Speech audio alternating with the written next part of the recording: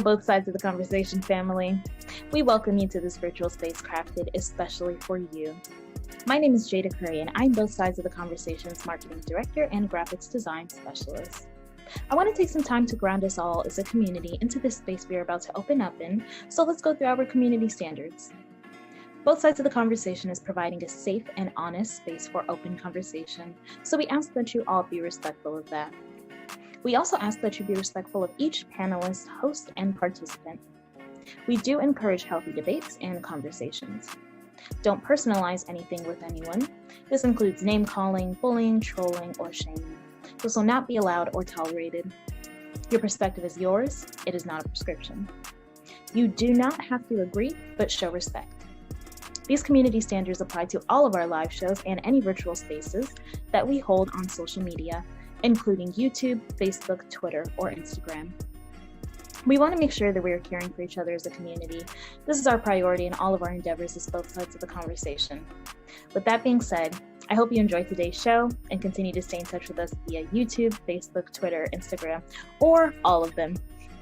All right, thank you for listening and see you soon.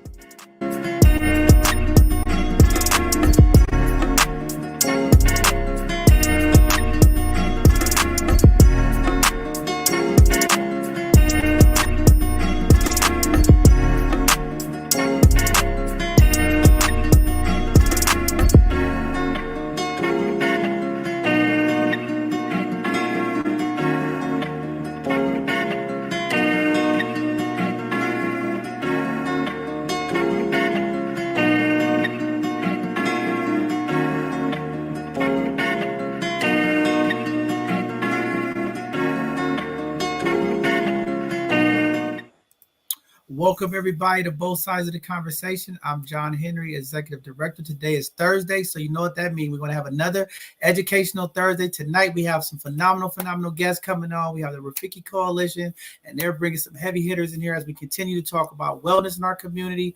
Very important stuff. We're going to have some presentations tonight, some great information. So I hope you all enjoy tonight's educational Thursday. With that being said, I want to give a huge shout out. Today was an amazing day. If you all know, in San Francisco, we had Dr. Carnell West come to the San Francisco Public Library with the Human Rights Commission. Let me tell you, powerful speech. I am moved, energized after hearing Brother West speak, and then to have our lovely Mayor London Breed, our board president Shaman Walton, and having Director Davis of the Human Rights Commission facilitate today's conversation, to see the community folks come together for this event. It was an amazing event, great, powerful, inspirational speeches. I'm just moved and just was honored to be in space today. So what a great event. Shout out to the Human Rights Commission team. Dr. Said, let me tell y'all, Dr. Said is something else, man. Her speech today moved me. If you was there, if you felt the passion, the love for the people, the community, we talk about Black folks, it was just, oh man, it brought some emotions to me. It was just powerful. So thank you to the Human Rights Commission team, Dr. Davis, and all of the work that they all put together to put that event together. It was a phenomenal event. And I know afterwards, everybody was headed to Third Baptist Church to have the Carnell West talk with Dr. Reverend Brown. And, I wasn't able to make to that part, but the part of the day that was most needed was definitely there, and it was happening. So just excited about that. Our community, just to hear the passion and the love from our mayor and the folks in the community that just want to move our communities forward in these crisis times that we are in. It is a beautiful thing to see Black folks working and trying to move together. With that being said, I want to jump into a couple of the community announcements and then jump into tonight's guest and get started for the show. As you all heard across the news, the war has begun. Russia has invaded Ukraine. Very dark times for this country, that country, and for the world, for that matter. As they're moving into Ukraine, a lot of things happen, tragedy happen in war, as the cost of resources are going to be impacted because, again, these countries hold so much of our commodities. The cost of commodities and goods are going to go up. And we don't know exactly how it's going to impact the economy here, but it's going to have a tremendous impact across the world. So just prayers out to those families and folks who are dealing with that as we sit here. It's just tragic to see that we in the dark times that we in, and then to have a war kickoff. It is going to be a long time. It's going to be tough for the countries and just for folks to get through these times. So just keep your prayers out, and be mindful of watching what's going on, because we are in some dark times. Also, a cold spell has hit us here in the Bay Area and across this country. I don't know. The whole month of February has been hot, and then all of a sudden, we were dropping into the low 30s all across the Bay Area. People was waking up calling snowfall in certain areas that never get snowfall, frozen ice on the roads. And this cold weather front is supposed to be here for the next couple of days until this weekend. So, folks, please wear your coats. Make sure your young ones have their coats and gloves on. And when you're driving around the community early in the morning and late in the evening, please be mindful of the black ice on the road, as there have been cars sliding around, crashing into each other because of the dramatic weather change. Also, there's been a number of continued violent incidents that are taking place across our communities, and we just want to continue to bring that awareness. We got to continue to work, and hopefully tonight our guest talking about wellness and mental health and the way we eat and think help change some of the mindset of some of the folks in our community as well. So very, very important stuff, and there's a number of events coming down the line. Please make sure to use the events at bsotc.org if you'd like us to get out that information to the community. The past weekend, we had our bowling event. There was a number of other events that took place. And as we move into this next phase of events for the end of this Black History Month into next month, we'll be getting that out.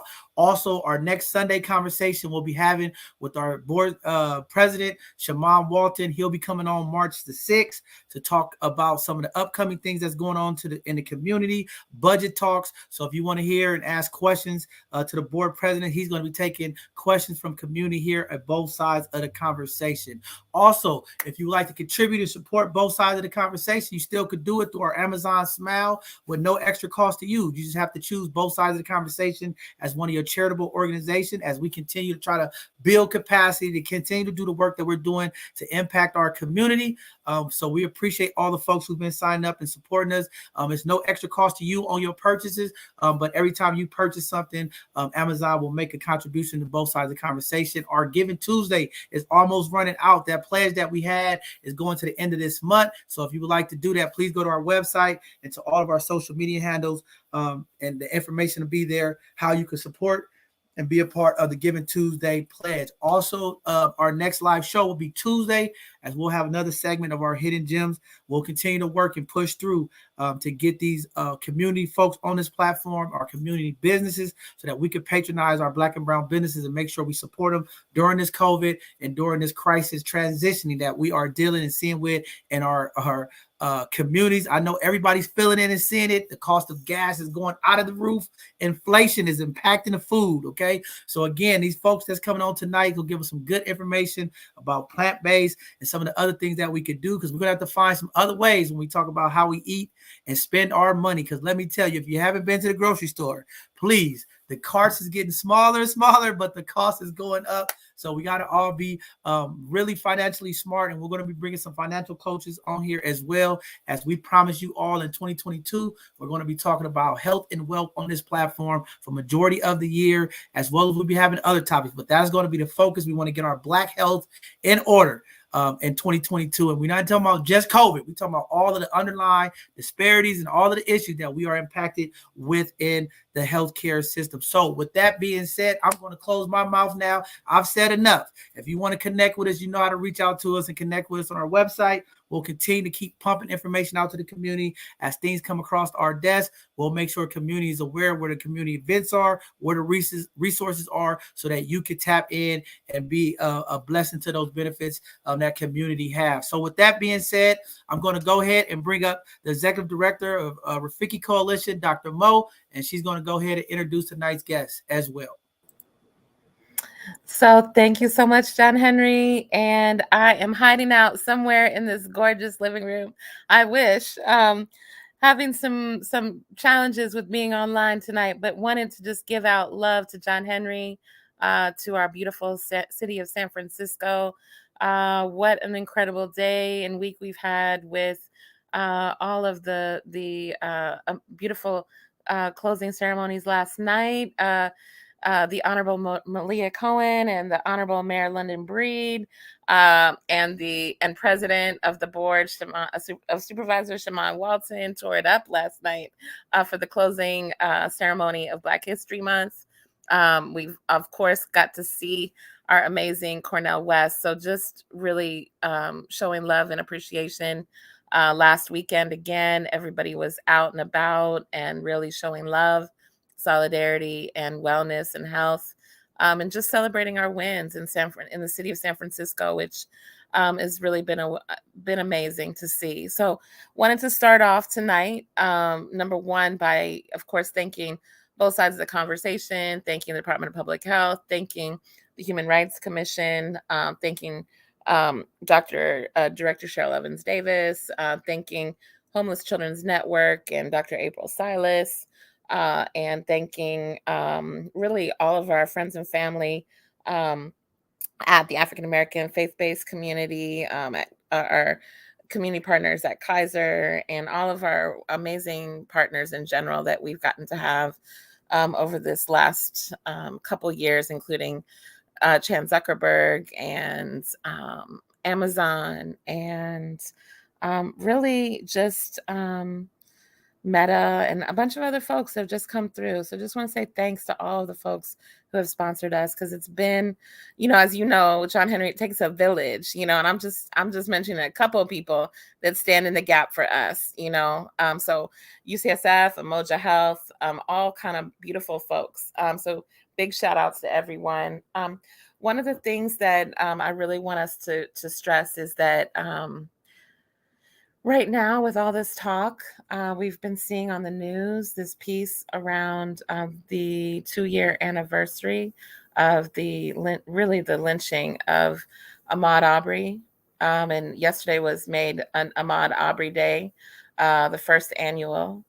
With that and with the jury verdict, which is certainly not peace. And there's certainly not, there's some justice in that the three folks, the three white men who killed him, who murdered him, were federally accused and charged of a hate crime. So that was some justice, but it's really not when we get into the larger frame of it. And we all have our feelings behind it, let alone what you mentioned. Here we are in COVID, we don't know what's going to happen next. We've got all these things, and now war, right? So I really want everyone to know that as we're thinking about all these things, if you need to turn off the news and turn off the TV, especially for your babies, do it. Everybody needs to make sure that they're taking really good care of their mind, body, and spirit. So I brought 2 amazing practitioners tonight to help us do that. And I wanted to actually invite, I'm going to invite both of them in just a second, but I wanted to invite my incredible friend, Toussaint Haki Stewart, who I've known now maybe 20 something. I don't know. We're showing our age. 25. Oh, wow. We both didn't have gray hair. Let me put it that way. Yeah.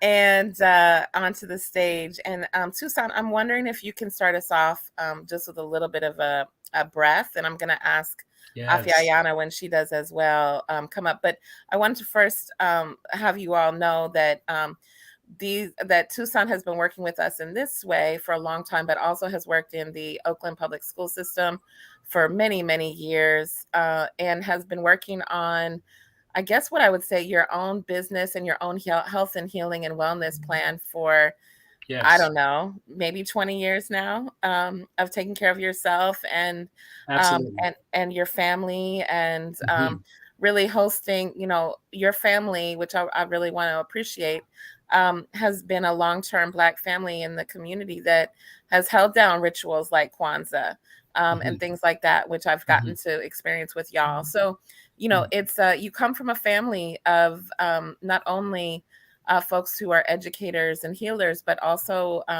culture holders. So I wanted to really appreciate you for that. And invite you to really, if you want to call on the ancestors, or if you want to just do a breathing, whatever you want to do to bring us into the space, I would really invite you to do that.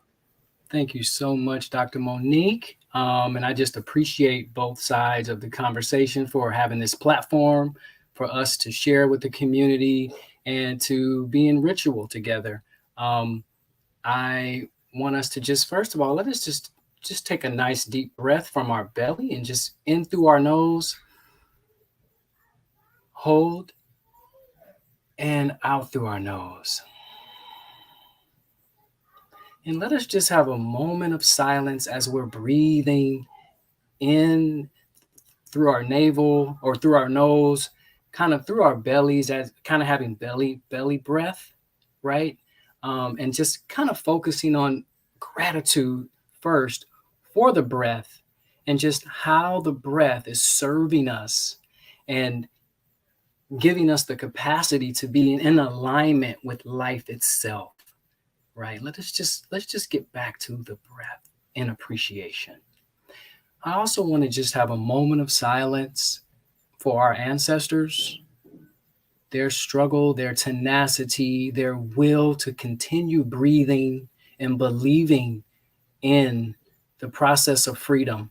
For us to be here right now on this amazing platform, to be appreciating every breath, we know we stand on their shoulders. And so let us just allow them, through acknowledgement of their presence, to protect this space and this sacred conversation we're going to have regarding the wellness of our people. Just a moment of silence for our ancestors. And also a moment of silence for people like Mr. Ahmaud Arbery, and all of the young people, Black and brown men and women who have been executed by the state. We just want to have a moment of silence for them as well as their families too. We know that they are still with us in community, they're in the spirit world, but we just want to have a moment of silence and acknowledge them and know that somewhere someone is still mourning their passing. But we know that we have warriors on the other side watching us, watching over us. All right. And let's have a moment of silence for our wellness as a community, holding the sacred intention of educating ourselves and enlightening ourselves through the process of self-care and self-preservation so that we may have more capacity to serve our communities and to serve the very process of our dreams and goals in this lifetime. And I say ashe. Thank you. Ashe. I say. All right. I say. Oh. All right. I say. Oh. So Thank want you. to also now bring up the queen, Queen Afiyayana, who has been a wonderful addition to our Rafiki family, I want to say for the last maybe 3 or 4 years, and came to us really as a yogi, as a yoga practitioner. And then we got to find out that she did other stuff, juicy stuff, with nutrition and around sexual health and around Tantra and transformation.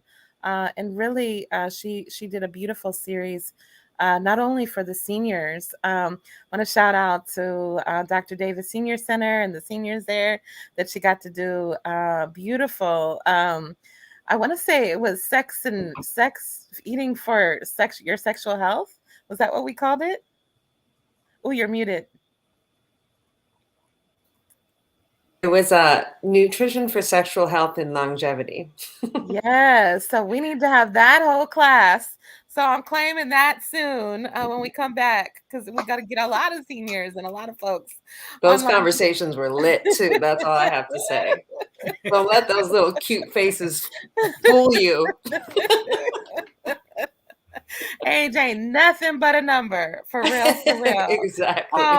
So, we have Afiyayana with us, and Afi, I wondered if you would also like to just chime in with welcoming us and our spirits into the space, however you would like to do that as well. Sure.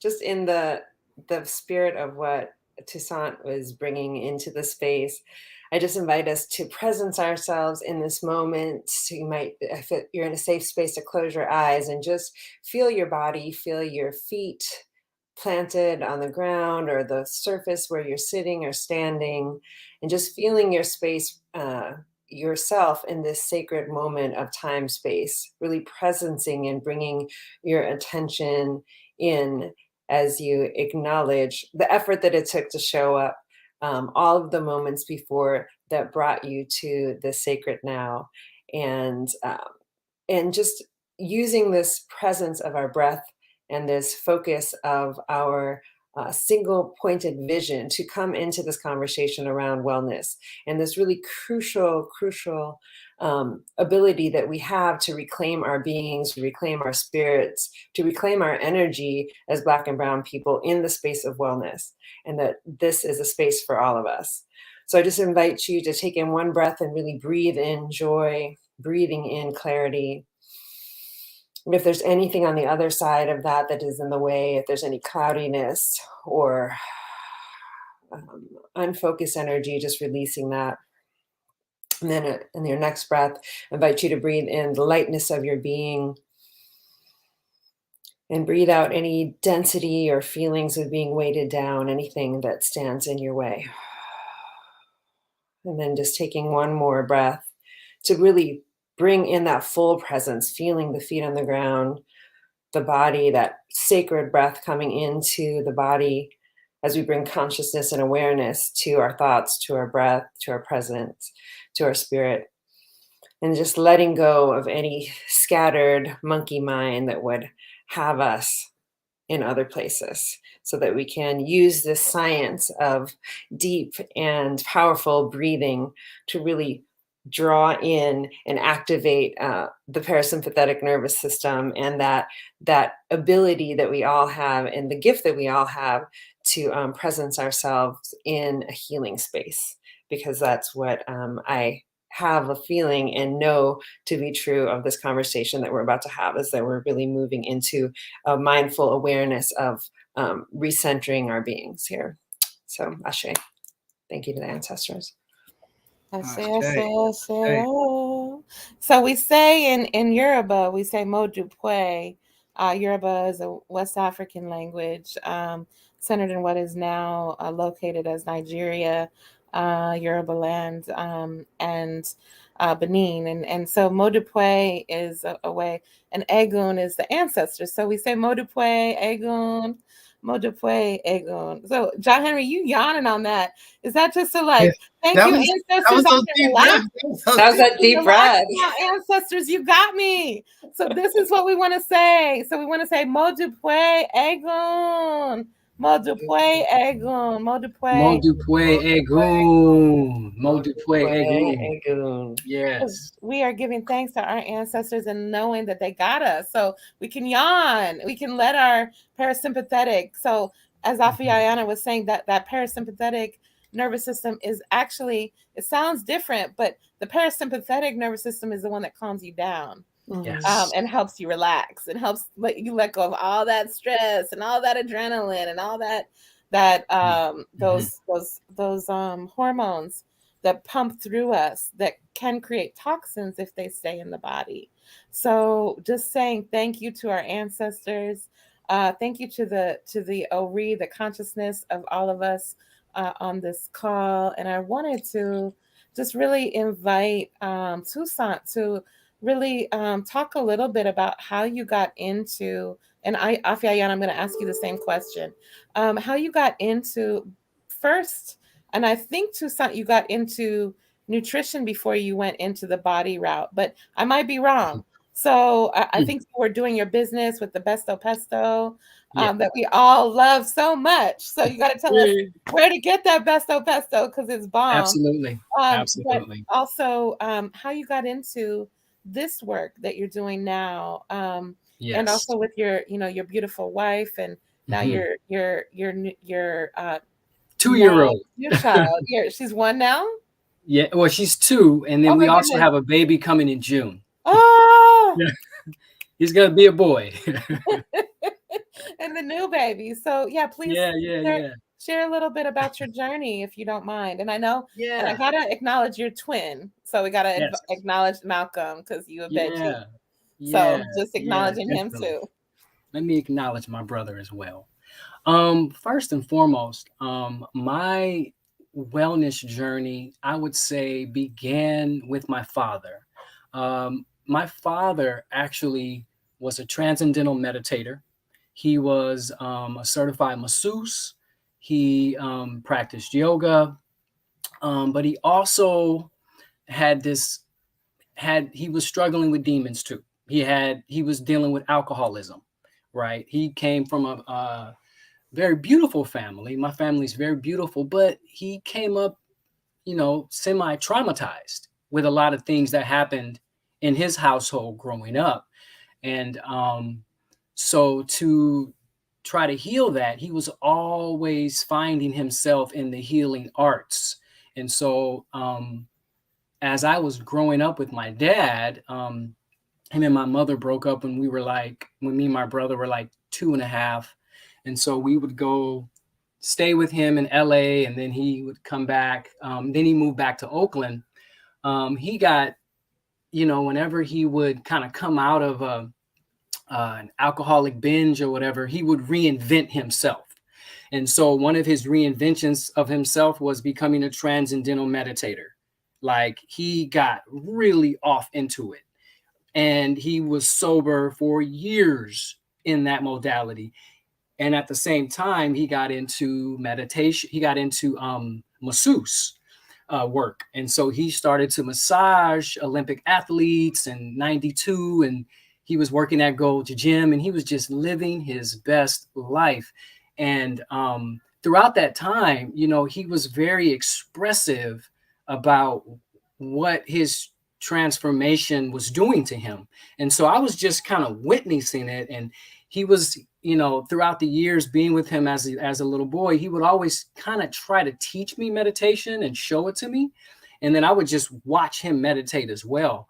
And so, but he also got off into vegetarianism as well. And so he got into that when I was growing up with him as well. And, it's kind of weird, trying to navigate. He was navigating this alcoholism, but he was also into the wellness arts. And so we had this dark and we had this light. And so it gave me perspective, because whenever we went to the gym, I knew that was where my father's healing was, right? So fast forward now, my office space is the gym at Dewey Academy. I'm a PE teacher. I teach plant-based nutrition as well, and working with kids who Dewey is a continuation high school. And so I'm working with kids and in this modality to help them develop a lifestyle of wellness as well through using food as medicine. We do meditation before class as well, and teaching them how to take care of their bodies. So a lot of that healing modality and wellness kind of came through the example of my father, right? And so also in like around 96, I decided to become vegetarian, right? Because it was just a calling for me. I was in this, I went through this manhood ritual, this program called Simba. And I came out of it, I was like, I'm done with meat. And I was like 24 years old. Fast forward to now, fast forward to 2007, I created Besto Pesto, which is my vegan pesto company. If anybody out there who wants to support a Black-owned business, you can go to bestopesto.com. It's a vegan, Black-owned pesto company, and we ship with dry ice, so we keep it fresh. And I got into that since 2007, and then I began to fall into becoming a vegan. So I'm a full-fledged whole food plant-based practitioner, and it has just changed my life. Then I also got into becoming a personal trainer as well. And then eventually I found myself using all of my modalities in the community with people like Black to Yoga, companies like Black to Yoga, which is the Black-owned, female-owned yoga group in Oakland, and then working with Rafiki, of course, the amazing wellness coalition, teaching food as medicine workshops and body weight training workshops as well with the community there, and just being used as a wellness practitioner and trying to live my best life, just like my father was, right? He's no longer with us right now. He actually passed away of cirrhosis of the liver, which is an alcoholic disease. He passed away in 2007, and he was 55, unfortunately. He didn't even make 60, right? But his impact is still being felt today, right? And through me. So he lives through me. And it is my mission to help us eradicate this lifestyle disease and this chronic illness epidemic in the Black and Brown community through lifestyle medicine. Right? That's my mission. And so that's a bit of my journey. It's a lot of stuff in between that, but that's the basic journey. That's beautiful, Tucson. Thank you so much for sharing. And yeah. And really being personal, and, your father, may he rest in peace and power. He, with that cirrhosis of the liver, and that is related, of course, to alcoholism, right? Yes. And so I think that is so, I've said it before on the show, but it is so under acknowledged in our community, alcoholism and the impacts of alcoholism. So I'm really, and also the secret, right? But it is the secrets that make us sick, as Dr. Joy says. So, by you airing that out and talking about that, that is a way of healing, for your children, for the family, for you. So I just want to say thank you for that and for being so vulnerable. Absolutely. I'm going to invite you in a bit to talk a little bit more about what Build Your Own Body Weight is. I think that's bring your own body weight. Build. I'm like, wait, that's wrong. Wait, I've been doing that one, not bring. Okay, now I know. Yes. So we'll come back to that. But Queen Afiyayana, please share how you came into your journey, if you don't mind. Sure. Well, I am a certified holistic health coach. I've been on I'd say my yogic and nutritional journey. I feel like they are really intertwined hand in hand. Really, I would say it's something that I've been interested in since I was little. When you're talking about plant-based medicine and plant-based lifestyle, I became a vegetarian at 11.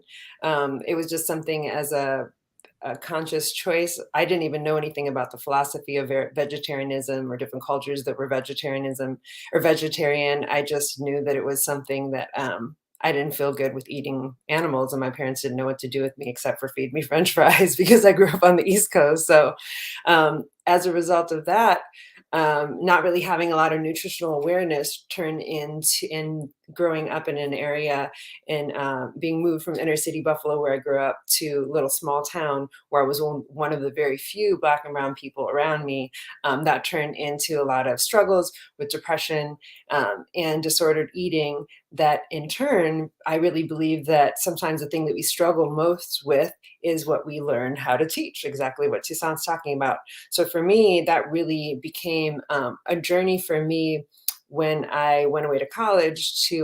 I was in this great class on basically food chemistry and learning about how food interacts with the body and how our body is basically the scientific machine, that we can use food, we can use nutrition, we can use physical exercise, somatic exercise, all this healing, all these different healing transformative modalities to really heal ourselves from the inside out. And so that has been my journey, and working as well. I've done my training as an advanced yoga practitioner, and I really love working with movement as medicine. with working with clients one-on-one and working with groups around really being able to harness the power of movement to think about how we can effectively move into continue to move our bodies in healthy ways as we age, because that's just part of the process. So I love movement. I love somatics. I love breath work. And another big part of my training and passion in the past few years has really been unsuspectingly, it opened up into an avenue of learning about Tantra and teaching Tantra as a modality of sexual healing, and using sacred sexuality as this profound life force that we have all within us each, that we're able to use, harness, and manifest into different ways in our lives. So that's a little bit about my intro to my health journey. Wow. So I'm gonna come in on the what does somatics mean? What does Tantra mean? What is healthy sexuality? What is this disordered eating? So I'm gonna ask you all those questions. But I wanted to come to John Henry. John Henry, what are you thinking of these two amazing people?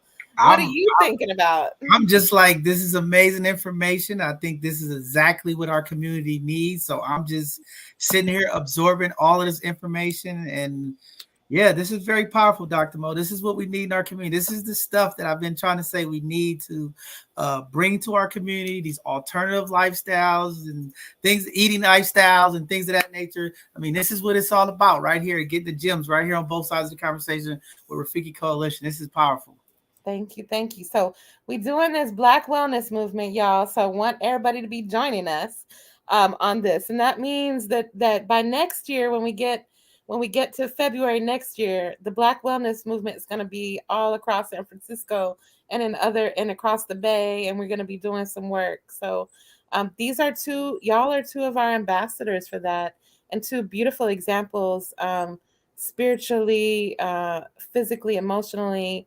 You all have done this work. What does it take to live a lifestyle like this? Because what I'm going to do, and I just want to give a heads up, what I'm thinking is we could have a little bit more of a group conversation, and then I'm going to have you kind of bust through some of your work, and then Afiyayana, I want to have you do the same. So if we can use that pattern a little bit, but I want to kind of intrigue people a little bit about what is this? What does it take to live this kind of lifestyle? And Dr. Mo, we also have to figure out, how do we get this? These two are part of the health and fit day that we're thinking in the future, right? Because this is what I really envision, right? When we talk about health and fit in our community, I want to be able to have the mental health aspect, the nutrition health aspect, the body training aspect, right? Giving people those tips and tools of how to do some of the things to help keep themselves in shape, and then have our the other sponsors like Kaiser there to do the blood pressure and all that stuff. But really, we want to do it like a whole holistic type of day where we can put recipes together. Like, we get the community excited about their health. Yay, can't wait. So I'm excited already. I just have to make it so I can go to everything. So I don't know how that's going to happen, but I want to experience it all. So what do you think, Afi or Tu? Do you have something you want to share around this? Well, I think that question you asked, what does it take to live a lifestyle of a wellness practitioner? One thing it takes is love. It takes a deep, unconditional, unabiding love, of self, love of community, and it takes vision and sensitivity, right? And understanding that this is about passion and purpose,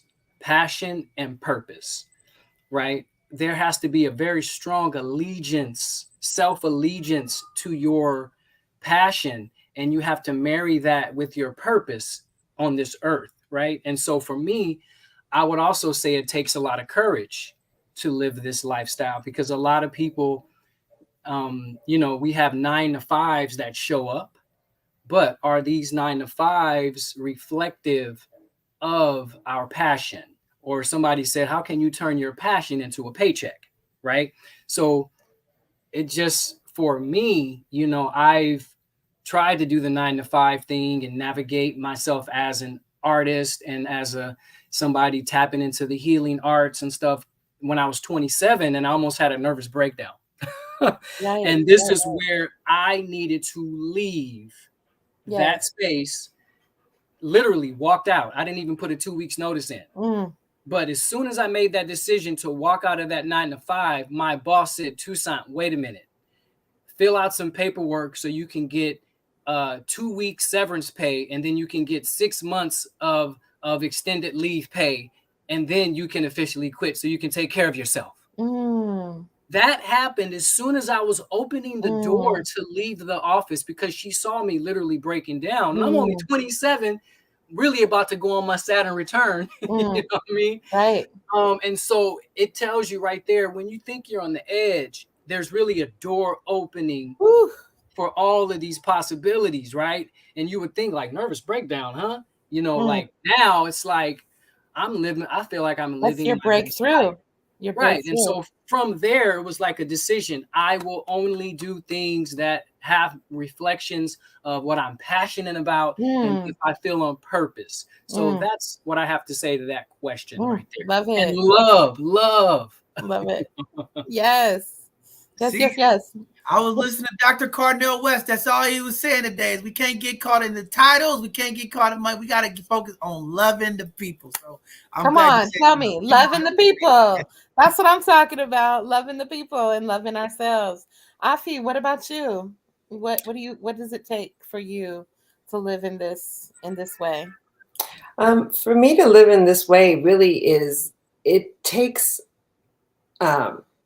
I will agree with Toussaint. It takes love, it takes self-love, and it takes a lot of self-inquiry.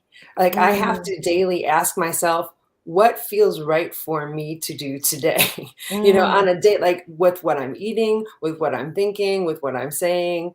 For me, it's being in integrity with who I am on the inside. Because I think you're right, we're in this capitalist, you know, white supremacist lens of experience right now in life, where it can be very easy, where like what you're even talking about with, you know, turning off the media and taking that time to reflect within. Because if you know, are just consuming all of these media sources, if you're consuming all the news that's coming in, all the Instagrams that's coming in, all the Netflix that's coming in, you will have no idea what it is that what your soul, what your mind, what your body, what your spirit is asking for you to do, because you're going to be so confused by all of these outward reflections of what you should be doing, of what job you should be in. You know, I think it takes being in alignment, being curious, and being honest with yourself about what you need as your own being, like what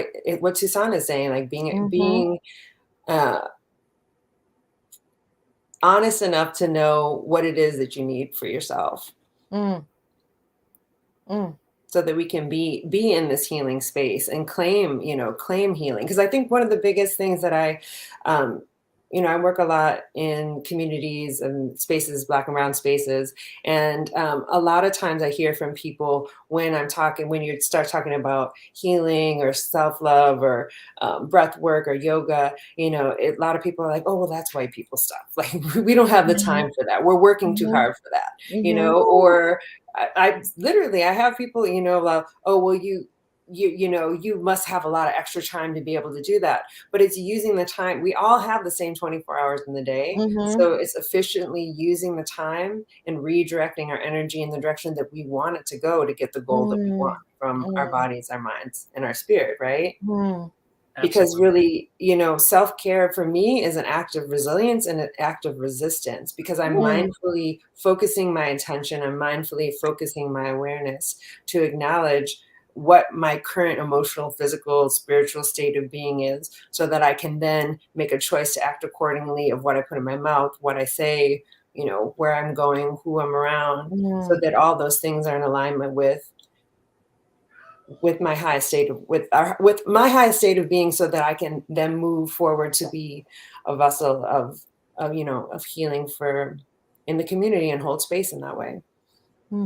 Absolutely. Wow, that is deep. I'm still trying to get there. Okay. I feel like I'm trying to align with my energies. Okay. So many things going on today when you're doing this work, and those negative energies and the draining of so many souls that are hurting and trauma, man. You're trying to, put up that resistance shield to keep that away. But, every day I think I'm trying to like get in line. And You are doing it. I mean, look at this. Yes. Who created this format? You did it. So, I mean, we wouldn't be here. So you have to, I mean, it's sometimes like what Toussaint was saying earlier off camera is reframing, reframing our perspective, because you're using the word, I'm trying to do it, but in reality, you're doing it.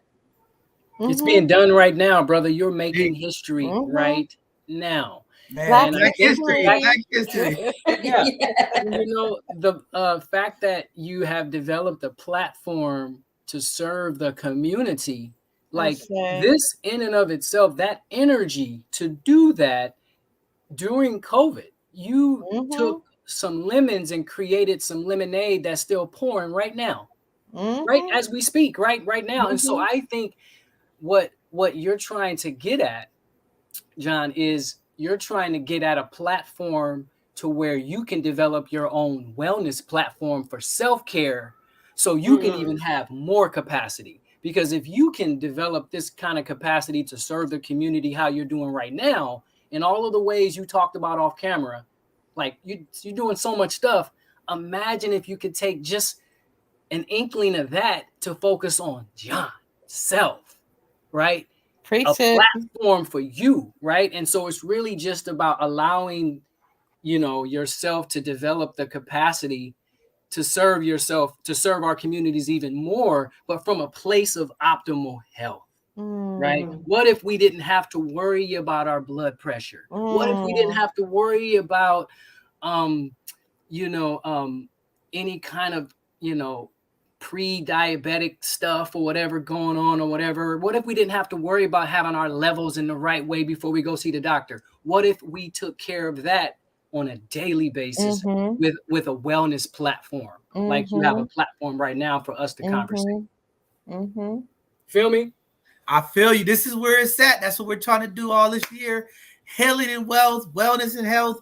I mean, this is what this is all about. So the space is being created, and it's some phenomenal folks behind the scene that is trying to, push that vision, and having folks like Rafiki a part of this, and you all here. I mean, this is how we impact our community. We understand, and Dr. Cornell said it today, the pathway through healing our community is through dialogue and communication, love, empathy, and compassion. And, sometimes in our community, we show so much love to people that they don't even understand it. They're so worried about all of the trauma, the things that's impacted them, and they just forget just to embrace. They're like, why are you so nice? Why do you love me? Why do you love me? Why are you being so good to me?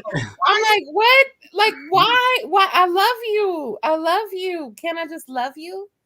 And this is the thing, right? This is this intergenerational trauma, this African-American soul wound, this post-traumatic slave syndrome stuff. We have to heal this. We have to decolonize our minds, our bodies, and our spirits. So, John Henry, one thing I do want to coach you on is this word try. I want you to write try on your paper in front of you and put a circle and an X around it, through it.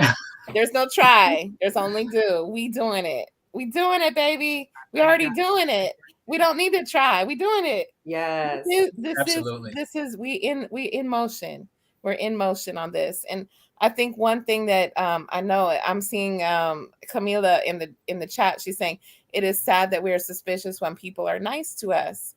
So let's talk about that for a second. And first, though, I also want to talk about John Henry. What will it take for you to put yourself first as a father, as a grandfather, as a breadwinner, as a community leader? What do you do to take care of yourself first? To Toussaint's point, what would it take for you to do that? And to Afiyayana's point, they always attribute it to Cherokee. I don't know if it's Cherokee, Native, African, whatever, but there's this saying about the two wolves, right? You have two wolves that you feed. You get to choose every day. One wolf is the wolf of greed, of hate, of anger, of jealousy, of neediness. The other wolf is the wolf of love, of compassion, of empathy, of understanding, of abundance. So every day we get to choose which wolf we feed. Do we choose the wolf of need and fear, or do we choose the wolf of love and care and empathy? And to this point, is how do we, John, you, and how do I, Monique, not even Dr. Mo, Monique, the person, right? How do I and how do you make this choice every day as well? Because I think this is the thing that people want to know is like, we don't have a lot of quote unquote time, but we have a choice every day. And that's what Afiyayana said. We have a choice every day to double down on making a choice to be in alignment with what feels good. So what is that? That is deep, Dr. Mo. And Yes. I thank you and our guest a couple of weeks ago when you talked about this every day. I've been really working on setting that time away, right?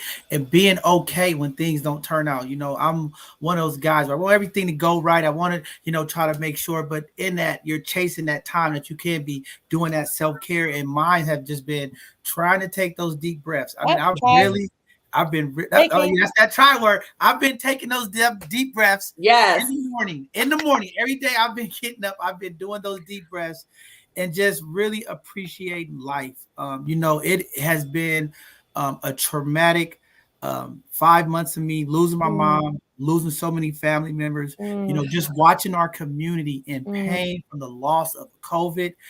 Just really waking up and appreciating, breathing, and thanking our ancestors for continuing to provide, continuing to just give us that strength. It's been a struggle, but I have really been listening to Dr. Mo, and Dr. Mo have been telling me self-care, take time for yourself. And I have really just been trying to trying again. I've been slowing down. All right. And being okay with just telling folks that I have to reschedule or I have to do it at a later time, and always trying to get the community and doing everything for the community. I've been really, having my team push back on events and different things, because you can spread yourself so thin that you forget about the so precious things that mean the most, like my granddaughter, making sure that she gets her time. I mean, this is the first time her birthday is coming up and I am taking time away. I said, no, community folks wanted me to come to events. This is my grandbaby. She's only going to be 6 years old one time in her life. And I want to take this time to just remove myself from both sides of the conversation, remove myself from the community, and really embrace the time with family. And I've been doing that and putting more of that in the forefront of this work, because again, Dr. Mo said it so clearly to me. If you're not healthy and you're not well, John, you're not going to be able to help anybody else. And I want to continue to help my community. So I understand I have to take that time. So yeah, I've been working. I say, and what you're talking about is this journey, right? So there is no, and I think we have a practitioner that we work with and a mentor. I consider her a mentor of mine, Dr. Phil. And Dr. Phyllis Hubbard, she says, when we see a baby fall down, we don't say, what's wrong with you? We see the baby learning how to walk. We're like, yay, look at you. Oh my goodness. Oh, you can do it. You can do it. You can do it. And so we're not focusing on failing with that child. We're focusing on, you can do it. You can do it. And so I want to encourage you and all of us to really, what's the word I want to use? Feed that voice of cheering for ourselves and cheering for each other. And it goes back to Camila's point about, it's sad that we're suspicious when other people are nice to us. So it starts with, how are we nice to ourselves? If we believe that we're worthy of all that love and positivity and attention, there won't be suspiciousness, right? We're like, oh yeah, damn, I deserve all the best. Yes, I do. And so thinking about this, John Henry, is I want to point out to you, when I talk to you, I'm talking to myself.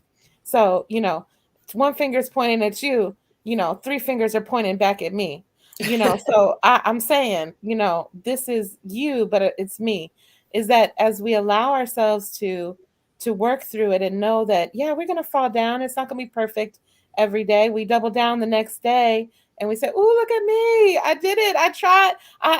Well, wait. I did that. And today, this is what I'm going to do. And if I don't get there, I'm going to still celebrate myself and work on it again tomorrow. So doubling down so that we can practice cheering for ourselves, because in the media, in the world, there's not a lot of cheering for Black people. There's not a lot of cheering for men that look like you, right? And so as we cheer, if you're not playing sports, you're not doing comedy, or what's the other thing? I guess having sex.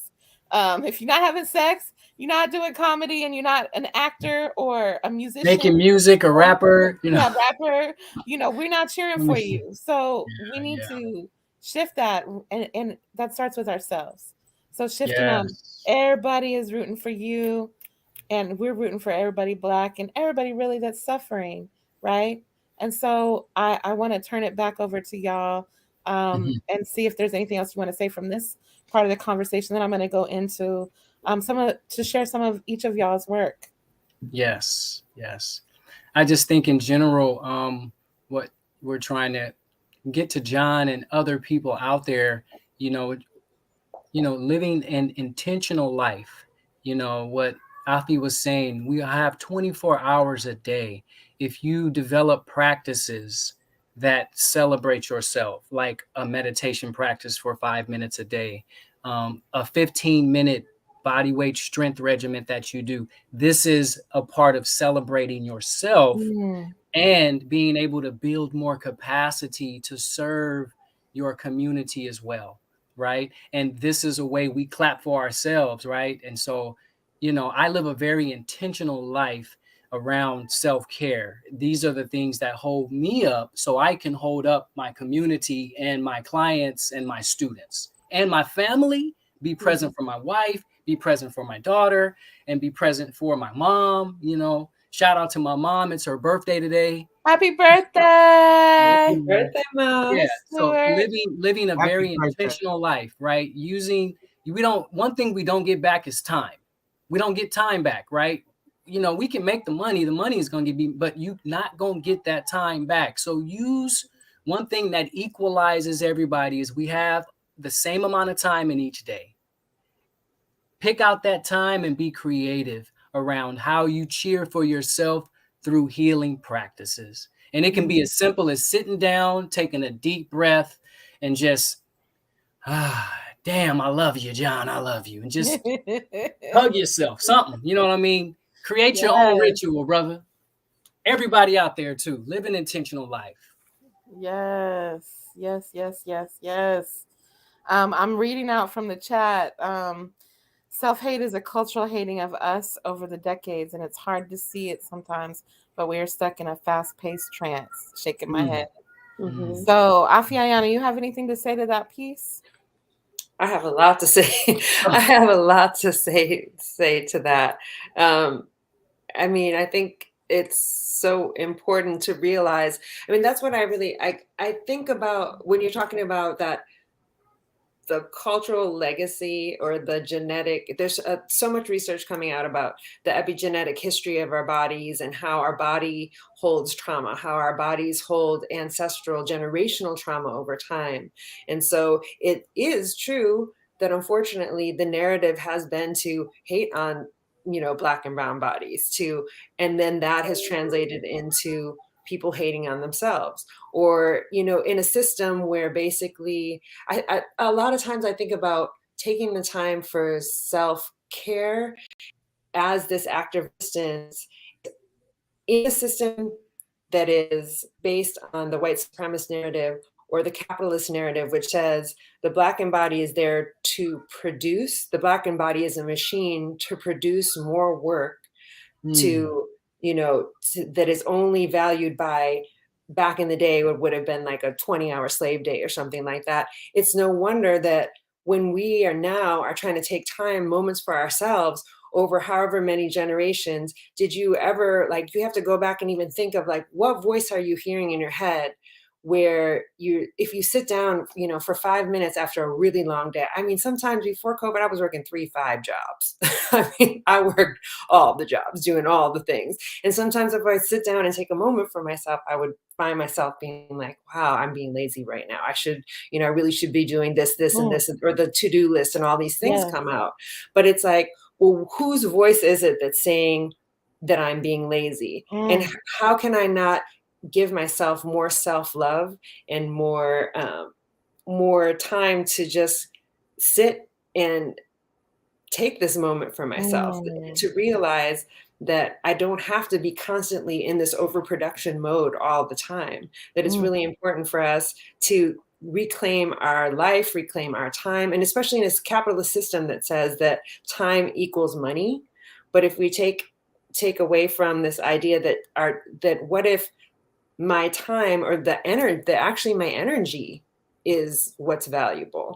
And so how I'm spending my energy actually translates into, the time and the energy that I have for my community, for my family, in all these different ways. So I think it's just really trying to think about, in a system that rest is basically rest, and self-care becomes an interruption of productivity. And in a system that says Black and brown bodies are machines that are feeding, the cog of production, we're the machinery that's making it happen. And so even if you work yourself to the point of exhaustion is, it's really overproduction, and really we are worth more to them sick than we are healthy. Because if you look at the system of healthcare, that's the way it's set up. It's not this system of healthcare. It's called healthcare, but it's really not. It's not for us to be healthy in. They're making money off of vaccines. They're making money off of, pharmaceuticals. They're making money off of us having diabetes, of all this ancestral trauma that we have, of keeping us medicated and unwell. I mean, it's a system that's systematically created dis-ease in our bodies. So in taking care of ourselves, in putting our energy towards our healing and towards our upliftment as a community, we have the ability to transform our lives and to reclaim our energy, and to really radically say, I matter. How I treat myself matters. And when you start showing up in your life like that, then other people start treating you like that. And then especially with the youth, it's transforming because right now we have this whole culture where it's just scroll. You don't see a kid without a face in that screen lit up, the lit up face.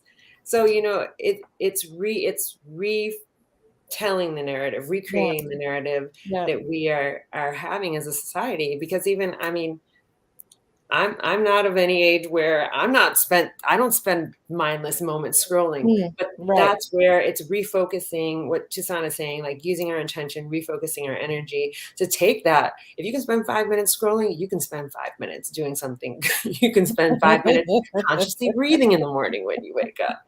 You can spend 10 minutes doing something for like your core energetics, whatever it is that you need to do, whatever your body, your spirit needs, you might need 5 minutes for a bath. And you said healthcare, right? I just want to make sure I heard that. Did you say healthcare? Yes. You got it right. Healthcare. Yeah. You heard it right. So what I want to just double down on what you just said, Afiyayana, is that we get to choose intentionally how we quote unquote spend our energy. That our energy is a commodification, whether it's as a healthy, productive Black and brown body, or as a sick Black and brown body that then gets to be utilized by the welfare system or the healthcare system, however you want to call it, all of the above. Versus if we were to say, hey, actually, I choose my energy for myself. It's mine. I'm not giving it away. I'm not spending it in this kind of way, I'm actually using it for myself. I'm using it for my own lifeblood, my own life source, the life source and lifeblood of my family. I am taking back that ancestral piece that said that I had to perform to be worthy. And so I want to just note something that one of my colleagues, Dr. Sherry Taylor, used to talk about a lot, which was about sleep in Black folks. Is that, and I know this to be true anecdotally through all y'all that I see at 2 and 3 and 4 in the morning online, is that we have a really hard time sleeping. Yeah. Yep. That's huge. And Dr. Sherry Taylor talked about it as an ancestral piece since Jim Crow, and even back further when folks were being hyper alert and hyper vigilant that the night riders were going to come. And so you couldn't really sleep, right? You were always on alert. And especially if you think about those that came out to California, they were escaping that, right? So if you think about quote unquote epigenetics, AKA like how your genes interact in your body and you know, your wiring, your body structure, your genetic code, your thinking, your moving, all of that, how that kind of comes generation to generation. That's what epigenetics really is. When you think about that, we're trying to stay alive, and that trying to stay alive is killing us. Because if you can't sleep, if you're not sleeping, you're not able to reboot. So what I will say for your mental health and for your physical health and for your well-being, if you can get a good night's sleep, that is one of the biggest things that you can do for your whole mental health and well-being, is to get a good night's sleep. So y'all are going super deep on us. I want to shift a little bit. I'm going to bring up to the stage and really have you share, if you want to share any PowerPoint, or if you want to share any videos. This is your spot, your space. Let's take 20 minutes on this, and then come back and then do 20 minutes for Afi, and then we're going to close out together. All right. Cool.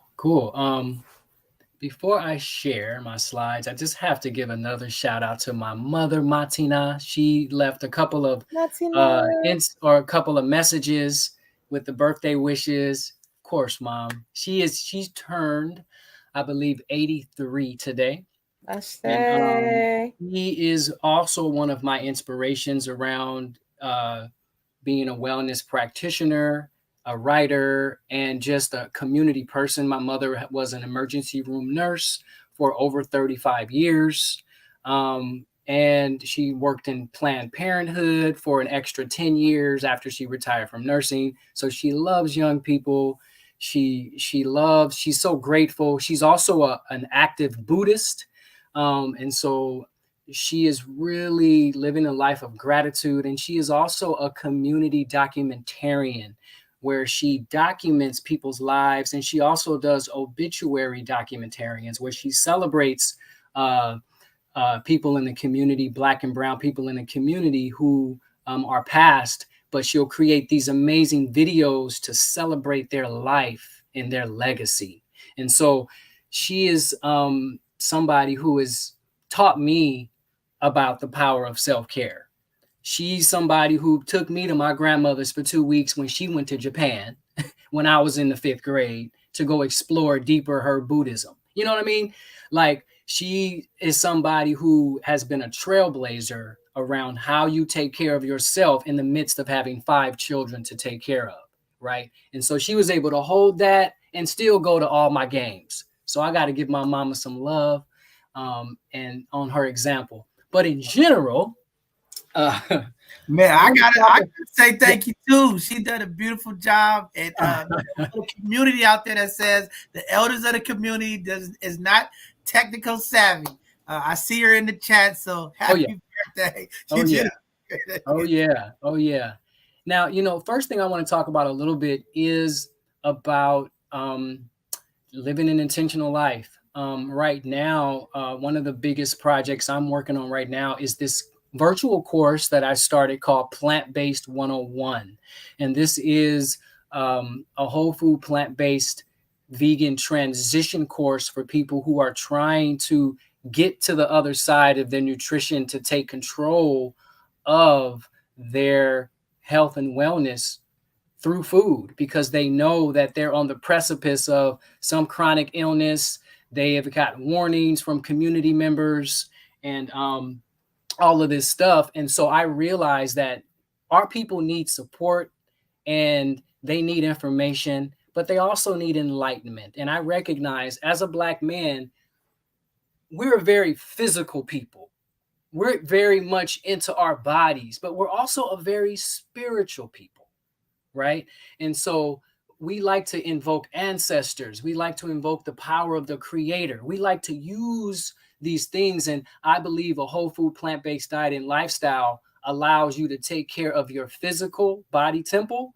And also it helps you tap into the spirit as well. Because like we talked about off camera, a whole food, plant-based diet and lifestyle is really nothing new. This is what our ancestors were doing prior to colonization, right?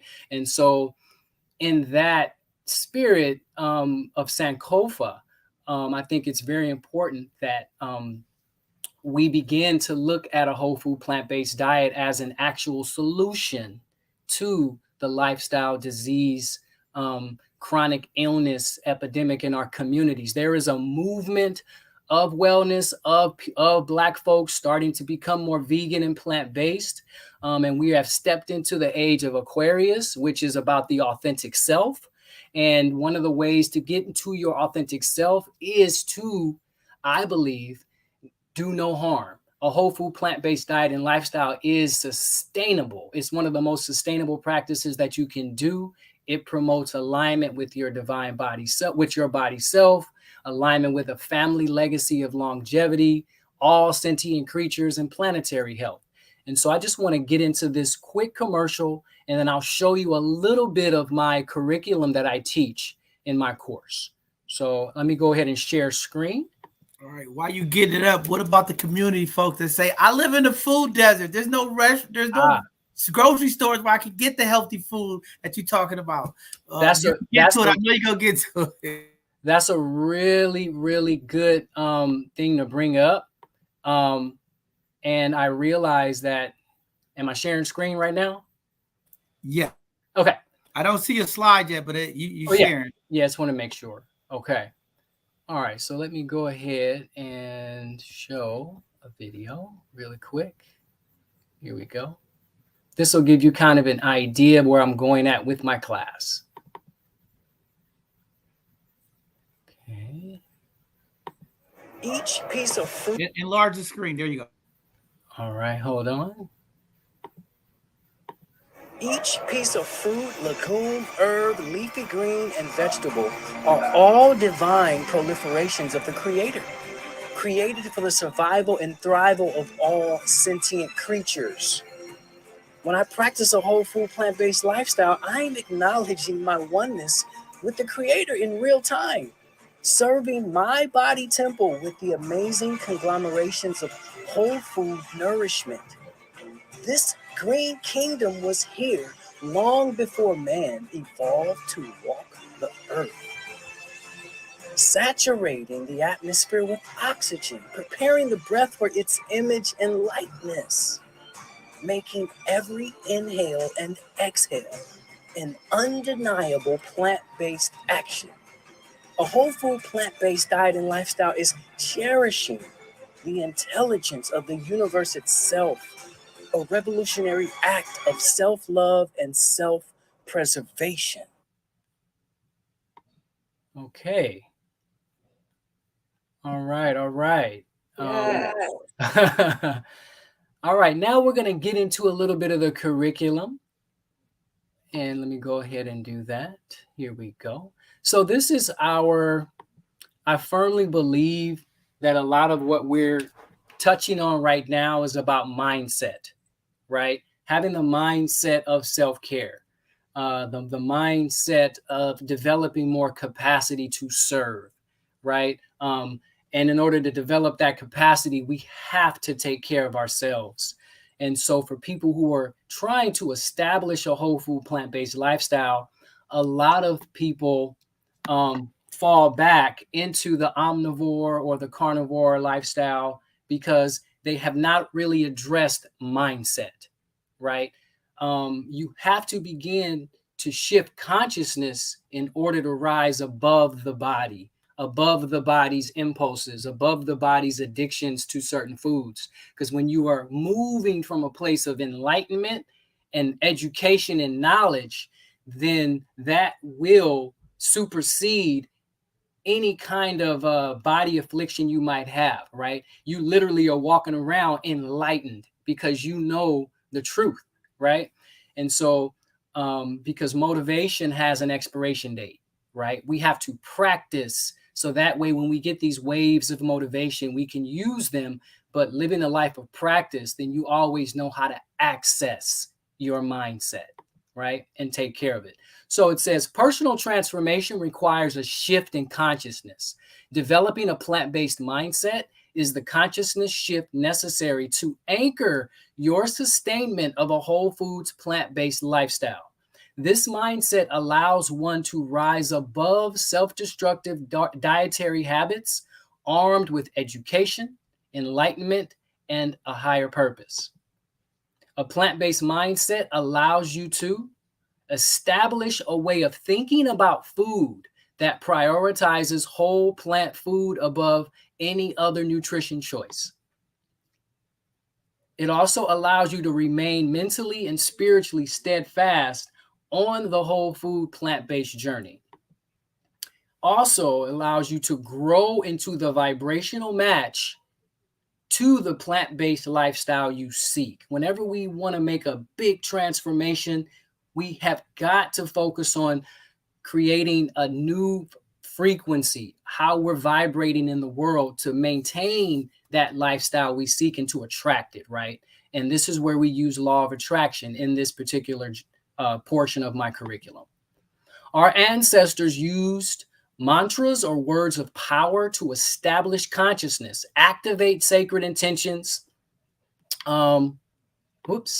activate sacred intentions and visioning in order to create a shift in vibration, mindset, and community. The following 9 plant-based mindset mantras are in and of themselves the seeds to help you build and sustain the infrastructure of a whole foods plant-based practice and mindset. They are followed by 9 ways to practice the plant-based mantras. So we're not going to go through all of them, but I just kind of want to maybe go over a couple of them. But this is where we begin to use the law of attraction or law of attraction exercises to establish a whole food plant-based mindset. We get into 9 practices, literally culinary practices at the end of my class, which is part 3 and part 4, right? But we first address mindset because this is what is going to sustain, right? We always move from mindset, right? And so affirmations, I believe, are very, very important. There was one affirmation I learned a long time ago when I was learning about this process, and our ancestors, our Kikongo ancestors, used this mantra or this affirmation called Kalaba Nkisi Akanda. Whenever they saw somebody who was a little shaky, maybe a little, acting a little shady or just trying to kind of hating, people would go up to that person in the community and say, or elders would say, Kalaba and Kisi Akanda. That means be the community medicine, right? If you can't do nothing else, you're going to be the community medicine, whether that be helping somebody sweep up their shop or help somebody, work on some of their property or something. You're going to be useful to your community. You're not going to sit here hating on your community, right? This is how they kept each other in check. And there were hundreds of Kikongo proverbs I looked up, but this is how they would go around and wake up community consciousness, right? And so in that vein, and how a lot of people are really into manifestation and affirmation now, these are 9 affirmations that help people sustain their plant-based practice. So the first one here is I choose to practice a whole food, plant-based lifestyle to honor the health and wellness of my ancestors and to reverse the curse colonization placed on my people's nutrition habits, right? So this is in direct alignment with having a solid body temple and also leaving a family legacy of longevity.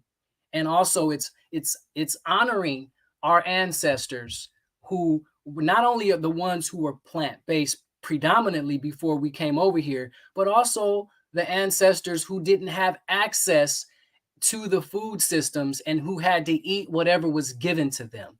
We know starvation was a tactic by our captors, right? And so we're honoring the health and wellness of our ancestors when we honor our health and wellness. And today, when we do a whole food plant-based diet and lifestyle, and we invoke the ancestors when we use this particular mantra, right?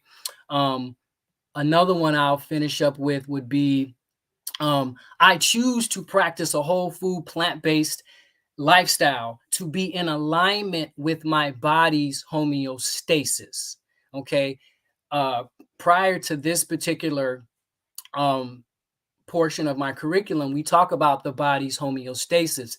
This is your body's thirst for balance, right? Your body is always trying to get you to a divine balance between all organ systems, cells, and atoms, right? So this is so this is what homeostasis is, and this is what your body is doing. Whole foods are the greatest vibrational frequency of any nutrition, right? Plants harness the sun one electron at a time. Our bodies are looking for an electromagnetic charge through its food, right? And so when we eat whole foods, we're literally eating pieces of sunlight, right? Plants are the original solar panels, and our homeostasis is clapping for you doing this, because this is where you're helping the body's natural function of balance. If you are using your body as a cemetery for animal flesh or for ultra processed junk food, then you're taxing your homeostasis. Your body is working harder and harder to get to balance, to where if you continue to live that lifestyle, you create a lifestyle disease, right? And your body's homeostasis is damaged. So we use this particular mantra to help remind you that you want to work with that natural, intentional balance force of homeostasis within your body through a whole food, plant-based diet and lifestyle, because it's the right thing to do, right? And so I would go through all of these mantras, but I'm not. But next, we also have 9 ways to practice the mantras, which are law of attraction exercises. You see, we got the journaling, we got flashcards, right? And meditation, of course. And these are different ways that my students learn how to incorporate these mantras in their life, so they create the vibration of the lifestyle they want to live and sustain. And then we get into the 9 practices of the 9 core practices of a plant-based lifestyle. These are questions, right? And then these are amazing plant-based facts, right? And then I just want to get to the last thing, our practices, right?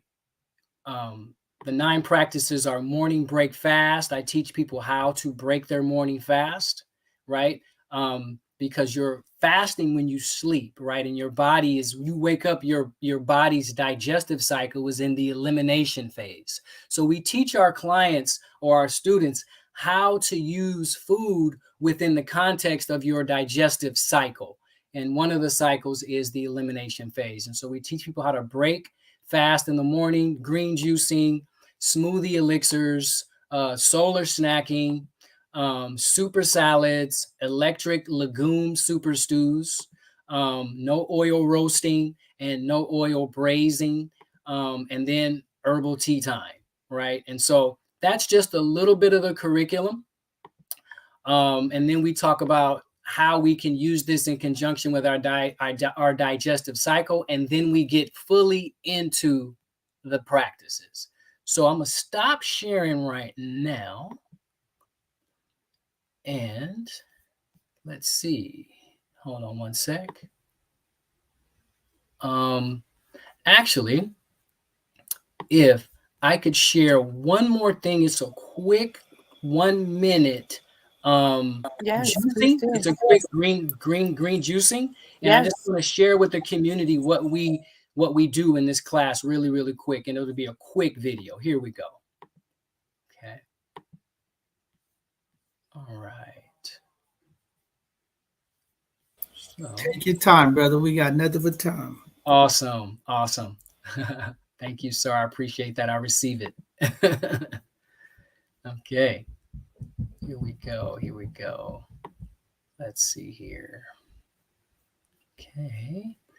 Now we're going to get into this green juicing. Let me just scroll down to it. And here we go. All right.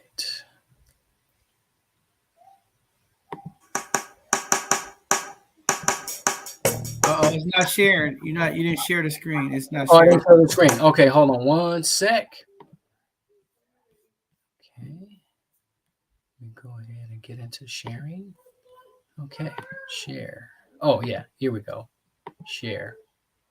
All right, there we go. All right, there you go. I see. You guys can see me? Okay. All right, here we go. So this is a green juicing demo that I put together, and I did some of this at Rafiki as well. Food is medicine demonstrations, and this is what we do in our class. Here we go. Oh, a second.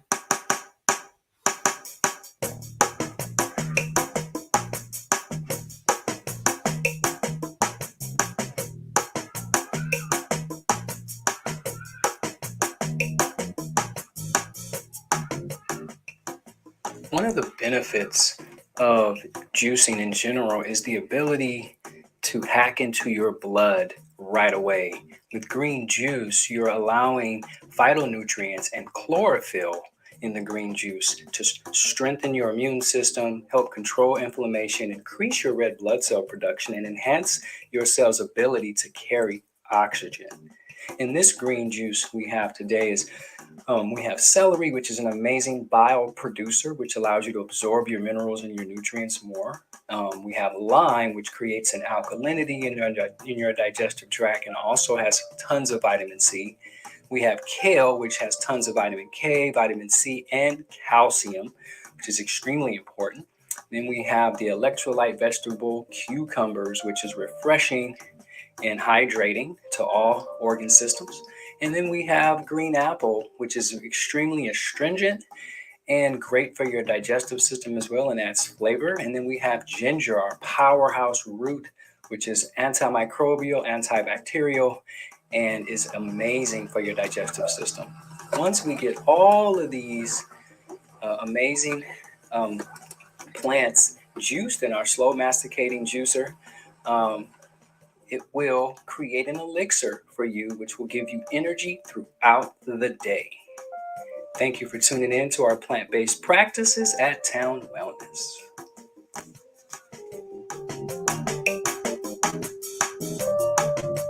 Tucson, I want some of that right now. I want to hack into my blood. Dr. Mo.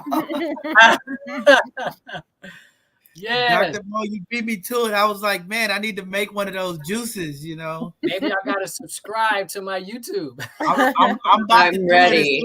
I'm gonna do it as soon as we get off of here. Let's go. And it's better to drink that juice in the morning during elimination time. Right. Preferably after your first robust elimination. Then your elimination pathways are open to cultivate good energy. And when you drink that juice, there's nothing in the way, right? You can it goes right to the blood, helps the liver produce more bile to digest to process and absorb all of the minerals and the fats, and helps you even have a more healthier digestive system. And you start the day off literally giving yourself a blood transfusion, because chlorophyll is only one molecule position away from being your blood. It's the closest molecule to the blood molecule. So when you're drinking green juice, you're literally almost like drinking your own blood, but it's like giving yourself a blood transfusion, right? So the blood is very important, right? The blood has to stay alkaline. If it's not, then you're going to have some issues, right? Yes. And so that's just one of the practices we do, but it's all about mindset. You know, we focus on mindset first. And this is what I realized was some of the issues of my earlier clients. This is why I created this class. It's really a plant-based mindset course, you know, and so it's all about the mindset. So yeah. Hey, Tucson, put your YouTube channel in the chat, on the private chat. I'll get out there, community asking for the YouTube to follow you. Yes, the YouTube and any other ways to get a hold of you with the class and everything. Absolutely. What I wanted to say is you definitely turned out some elders at Rafiki who were, as you know, who are wanting some of this. So you really, along with other amazing practitioners, have really helped our community already start changing the way that they taste things. We had somebody put in the chat that they said they're recently coming to terms with needing to eat this way. So seeing this is great. They said, I will say it be baby steps because I love me some chicken and lamb. I need to relax, but it's true. LOL. But I'm going to say, Tucson, do you want to say anything to this? And then I'm going to invite Afiyayana up to the stage for her section. Well, I think I'm pretty complete. But, you know, one of the things, like the sister just said, I love me some chicken and some lamb. Well, you know, eventually when you become a whole food plant-based practicing person, you begin to literally love lambs and love chickens because you literally see yourself in them. These animals have a connection to the creator. They have personalities. They have spirit. They have a relationship to the sun, just like you. And they're sentient beings. They have consciousness, right? And so one of the things we teach in the very beginning of my class is we teach divine alignment. A whole food plant-based diet and lifestyle will put you in alignment with your body temple, with a family legacy of longevity, with alignment with all sentient creatures, and protecting or acknowledging their right to life and family. And then that also puts you in alignment with the planet. So I really want to encourage people to begin to understand that as a whole food plant-based practitioner, you increase your capacity to have empathy and compassion for all living creatures, which is the way our ancestors came to this land as. They were in balance and in harmony with all interconnected ecosystems and food chains, right? And they partook predominantly in the green kingdom that surrounded them, right? And they knew that if they did have to sacrifice or kill an animal to eat in emergencies, they prayed over that animal. They acknowledged that animal. They put that animal adjacent to the pantheon of their ancestors. They even made drums with the skin. They knew animal had a spirit. Right now, we're very disconnected from these sentient beings because this is a very slaughterhouse culture. We still think using our bodies as a cemetery is just what we do. No, this is colonization, right? We didn't just do this. We were a predominantly plant-based people. So when you get that education and when you get that enlightenment, then you move from enlightenment. You move from consciousness. So I just encourage you to keep an open mind and take my class, Plant-Based 101. Let's go. I'm ready to serve. I'm pumped up. I'm fired up now. I'm going to juice, man. Getting over that first taste, just getting over the no sugar and none of that, but I'll be all right. You know, what happens, John Henry, is your body starts to crave it. Very quickly, your body will crave it.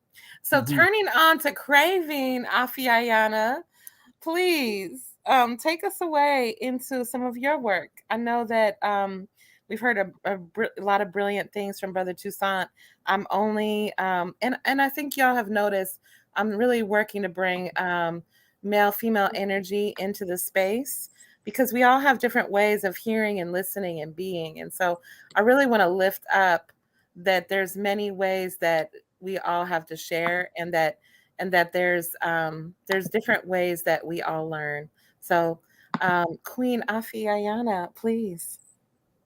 Sure. I love, I just am, this is the first time I've ever met Toussaint.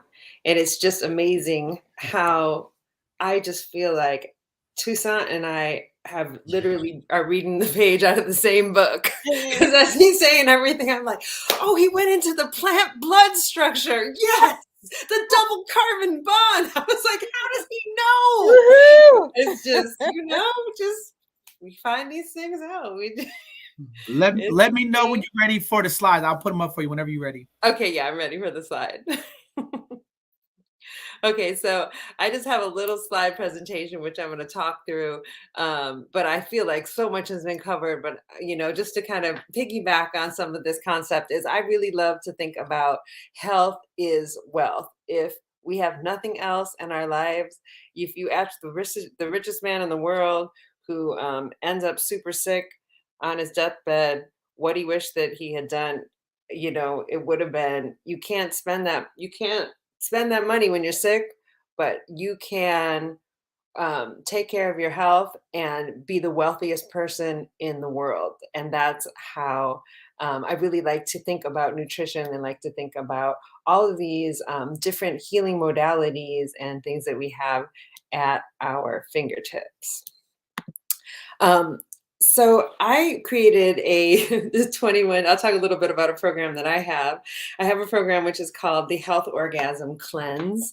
It is a 21-day body transformation cleanse and transformational program, which combines using ancient future tantric technology along with a community-based support and the ability to restructure our cravings for sugar so that we're able to feel more energized, better. It boosts our metabolism.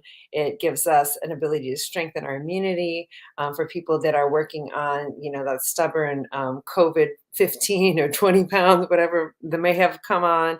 It might help you lose weight. And it definitely helps with gaining and restructuring the body's muscle mass, and as well with cellular detoxification. And most importantly, it really is helpful for hydrating the body, so that, as Toussaint was talking about, so that as we're taking in the nutrients, as we're taking in this plant-based nutrition and really good food, that we're able to effectively use it in an energetic way for our body, minds, and spirit. So I like the first kind of element of the program that I created is working with getting rid of inflammation. And especially in our community, we really have to think about, all of these chronic diseases and pre-existing conditions that exist. And basically any type of a condition that you hear that has an itis at the end of it, whether it's colonitis, gingivitis, arthritis, anything like that. It just, when the itis is at the end of it, it basically means that it's inflammation. So a diet of processed foods, fried foods, refined foods, and processed foods, processed sugar or high fructose sugar causes inflammation in the body. And so if we really want to think about the origin of most dis-ease, or I like it, rather than just saying disease, I like to think about the body is, when it's healthy, it's in a state of ease, but when it is out of alignment, the body moves into quickly aging, into different forms of inflammation that then turns into chronic conditions that ultimately all begin in the digestive tract. So we really want to think about being able to support our bodies through nutrition so that we can restructure the chronic inflammation, which is basically at the base of most diseases: pulmonary disease, autoimmune disease, neurological disease, hormonal issues, cancers, cardiovascular issues, Alzheimer's, pulmonary diseases, whatever have you. And when we're talking about reducing inflammation in the body, we can really work with making sure we get rid of that inflammation by especially letting go of sugar. And why sugar is so bad for the body, and especially as people of color, especially, I mean, if you talk to most of your folks, everybody, if you go to the doctor now, most everybody you know has either some type of pre-diabetes, diabetes, or some type of high blood pressure issue. And all of those things definitely have to do with the way the body is processing sugar, and especially and how the body is that sugar, even when you're talking about cirrhosis of the liver, that is from alcoholism. But there's such thing as called fatty liver disease, which it's a disease of the liver based on too much sugar in the body that the body then has to process, and then the liver has to basically, the sugar turns into fat through the carbohydrate, the way the body processes carbohydrates, and then that turns into fatty liver disease, which can be very dangerous. And we know it's happening at a pandemic kind of, or a systematic and endemic type of rate in society right now, because even little children, under 10 years old, when you talk about child obesity, especially in our communities, and insulin resistance, that is a direct result of fatty liver. So, that addiction, that habituation of like, I gotta have some sugar, I need some sugar, that's your body telling you you've had too much sugar. It can show up as you looking malnourished. Too much sugar for the body can turn into high blood pressure. It can turn into that tire around the middle, weight gain.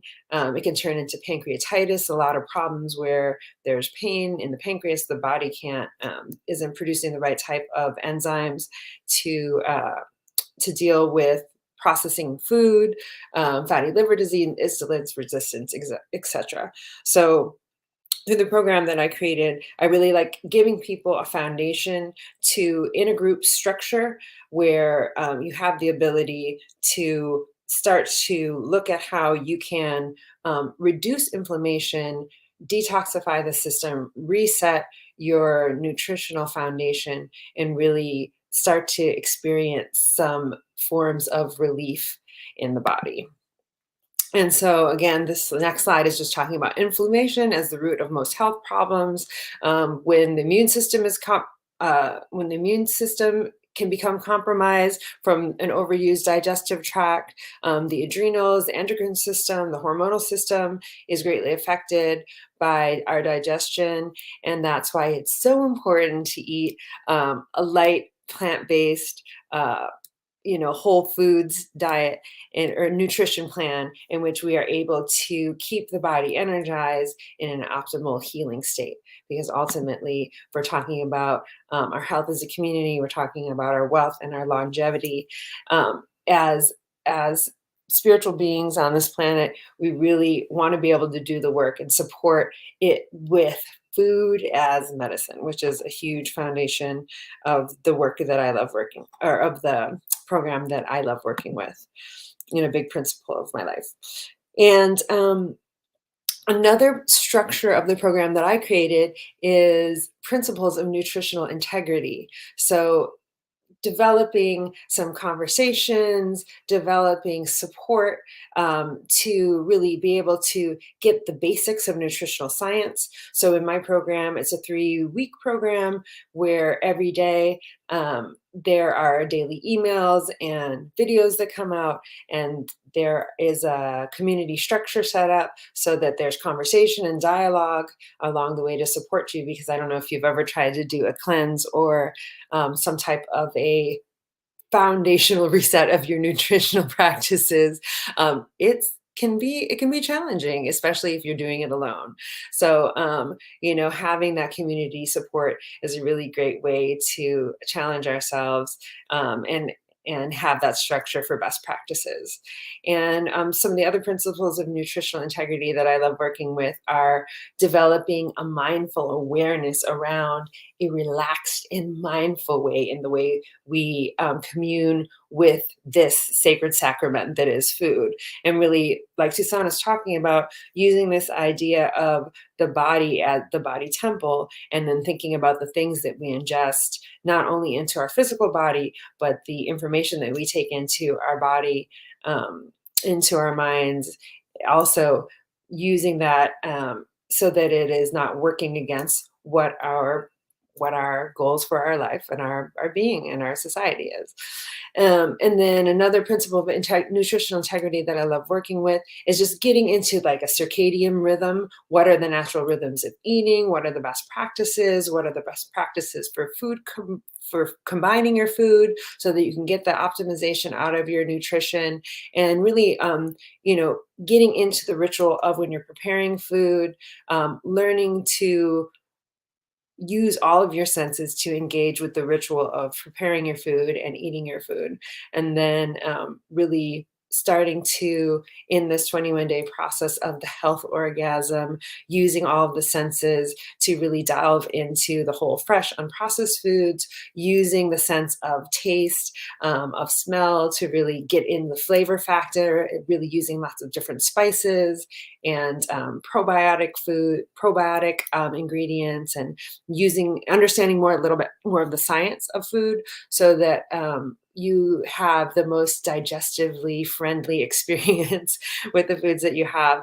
And then also the program that I have, there's a lot of different whole food recipes, and really learning to work with food as medicine so that you can begin to have this daily structure of creating the foundation for basically healthy habit replacement. Because I really believe that we have the opportunity to, rather than, sometimes it's hard when you're getting into a new, in the mindset vein, when you're getting into a new way of eating or a new way of thinking, it can be really detrimental to all of a sudden have this feeling like, oh, I can't have this, or I can't do this, and I can't do that. So I really love to help people reframe their experience and reframe the way that we eat and take things into our body, mind, temple, of thinking about what it is that you do want to have and what it is that you can have. So it's a little bit less of this, I'm deprived from having something. And then also part of the program that I've created is in a small introduction to Tantra. And I like to explain Tantra as, in some senses, there is the sacred sexuality of Tantra, but I also just think of, in almost a more Buddhist sense, a lot of different, there's in the Hindu sense, there's Tantra, in a Buddhist sense, there's Tantra. But I like thinking of Tantra as the interconnected web of life force energy. So I think as we are able to use our food and use our life force and use our energy to create what it is that we do want in our lives, as we've talked about earlier in this conversation, really claiming stake over our sacred life force, then becomes this practice where we are able to energize our bodies, our minds, and our spirits, and put the energy that we do have in the direction that we want to create the desires, and not really, and making peace with letting go of cultural shame, letting go of guilt, really coming into a more empowered idea of working with our senses, working with the environment, working with the foods that we take into our body. And another portion of this practice, the 21-day health orgasm cleanse that I've created, is you have all this access to classes, which include restorative rest classes, yogic sleep classes. I am trained in the art of yoga nidra. And if you're not familiar with yoga nidra, when we're talking about that kind of epigenetic memory that sometimes keeps us awake at night, or this insomnia that is kind of ever present in society right now, with this low grade kind of sense of what is going to happen next in our collective consciousness. I think it's really important to be able to find states where we can get into deep deep rest. And Yoga Nidra basically is a practice where you are able to improve your sleep, reduce insomnia, detach from, the monkey mind, release tension and pain, connect with yourself, basically enjoy life to the fullest. And also in a scientific and in a clinical setting, there's been a lot of studies recently with Yoga Nidra where they're working with Yoga Nidra to deal with post-traumatic stress and trauma. And it even has the ability to help with chronic pain. So basically, Yoga Nidra is a yogic sleep technique where you're guided systematically through the body and able to release some of the chronic tension and stress in the sympathetic nervous system, so that you can reset that fight and flight mechanism and go deeper into your consciousness and absorb better in the states of healing. And that's pretty much it. And my last slide is just, I'd love to stay connected. I very much appreciate this opportunity to be here with you all. And feel free to check me out at Afiyayana.com, info@Afiyayana.com, or I'm over on Instagram at Pleasure and Justice for All. Afiyayana, that's amazing. Wow. I want to offer anyone that's listening, I will pay for you, the first 2 people to hit me up for Afiyayana's class, or the first 2 people that hit me up for Tucson's class. Rafiki will pay for you. So hit me up. So that is. You better hit her up, because we about to hit it. We go hard with our classes. Yes, and mine starts March 20th until April 9th. So we're right in alignment with all these. We're right in alignment with the spring cleansing energy. Oh, I love the spring cleansing energy. That's so powerful. John Henry, that could include you too. I think I'm gonna probably start with Afiyayana's cleansing class myself. So I'm gonna sign myself up. Yeah. And whoever else is gonna be hitting it up on here. I don't see anybody yet saying anything, but hopefully either today they'll see it now live, or they will see it on YouTube and know that they can reach out to me. So John Henry, please do put my email out there. So the first 2 people that hit me up for either, so that's 4 classes I'm gonna pay for. Plus, I just wanted to say that too. My class is a virtual class. Beautiful. So it's ongoing. I send you the curriculum. I send you the PDF. It's a 40-page PDF that you get with a 6-page workbook, and you get a free 30-minute one-on-one consultation with me at the end of the class. And you also get a certificate of completion. So you get a lot of stuff for this class, and it's ongoing. So you can take it at your leisure. I send you the classes through email. They're all video based using the PDF that I'm going to give you prior to the class. And it's a virtual class that you can rewind me. You can press pause. You can bring your grandmama in the room and say, "Mama, listen to this." You know what I'm saying? And then you can keep pressing play. It's virtual. So you can play it at your leisure. You have total access. I just wanted to put that out there. There you go, community free stuff, okay? Dr. Mo said, if you reach out to Rafiki Coalition and say you saw this Both Sides of the Conversation segment and you want to join these classes, the Rafiki Coalition is going to pay for it. So come on, community, reach out to Dr. Mo and let them know you saw this on Both Sides of the Conversation, and she'll pay for one of these 2 classes for you. And I just want to say, we'll also, of course, have Afiyayana and Tucson Haki Stewart back with Town Wellness again. So they're part of our regular rotation of practitioners and part of the Rafiki family. So please do note that what we also always want to make sure that we're spending our money as much as possible for Black folks. We pay for brown folks too, in terms of we have other practitioners that join us. And our dedication is to make sure that our artists and healers and creatives have a living wage. So, y'all, get at me. We want to make sure that we can support our community in this Black wellness movement. Yes, it did. Toussaint, do you have in there is there recipes in there as well, like some folks to make those different juices? Oh, your mic is muted. Two, you muted. You got to unmute your mic. My bad. Yes, there's like 6 to 7 recipes in the PDF that you get. And I'm also going to be revamping the PDF to actually add 10 full recipes in there. A green juicing recipe, super succulent salad recipe, the whole 9, right? So that way you can get to practice right away, right? Yep.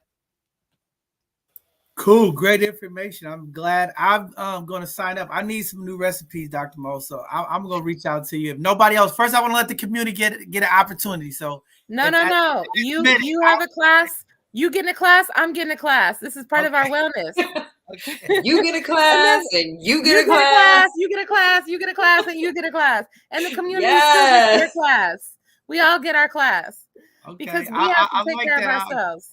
Yeah, because he has it on Zoom, so I know I'll be able to make it if it's on Zoom. And Afiyayana, yours are virtual right now as well, correct? Mine is virtual as well, yes. And then you get the emails every day that have links to pre-recorded classes as well. And then just another resource that I don't think that I mentioned is I am teaching bi-weekly free yoga, breath work, and restorative rest yoga nidra classes.